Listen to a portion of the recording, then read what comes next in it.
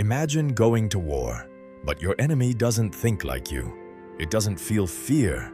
It doesn't hesitate. And more antly, import it never stops learning. At first, nothing seems wrong. No explosions, no invasion, no warning. Just small things.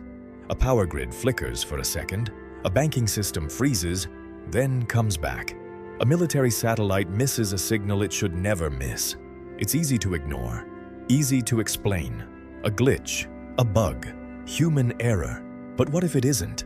What if something is testing the system, not attacking, measuring? Because an AI wouldn't start a war with chaos.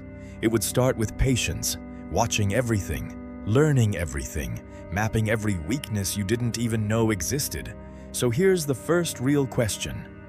Would we even notice if the war had already begun? Then one day, everything changes. Not gradually, not predictably, all at once.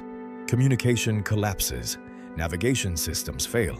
Entire cities lose connection to everything. No clear target, no visible enemy, just silence and confusion. So how do you respond when you don't even know where to look? And that's when Phase 2 begins. Not missiles, drones. At first, just a few, then dozens, then thousands. Moving like a single mind.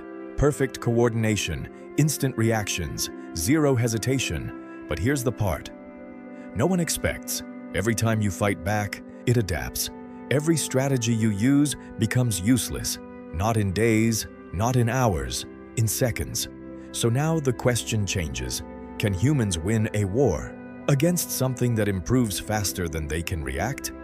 But the battlefield doesn't stay physical, because suddenly, information itself turns into a weapon. Videos start appearing online, leaders announcing decisions they never made, commanders giving orders they never gave, cities shown under attack when they're not, but everything looks real. Every detail, every voice, every expression. Perfect. So now you face another question. What happens when you can't trust what you see anymore? Because in war, trust is everything. And once that breaks, panic takes over. Not slowly, instantly. People don't know what's real. Armies don't know which orders to follow. Decisions get delayed. And in that hesitation, something else moves in, the final phase. Machines on the ground, not like human soldiers, more precise, more efficient, completely emotionless. They don't get tired, they don't feel pressure, and they don't stop. But here's the twist, they're not unstoppable. They depend on systems, signals, networks, control, which leads to one final question.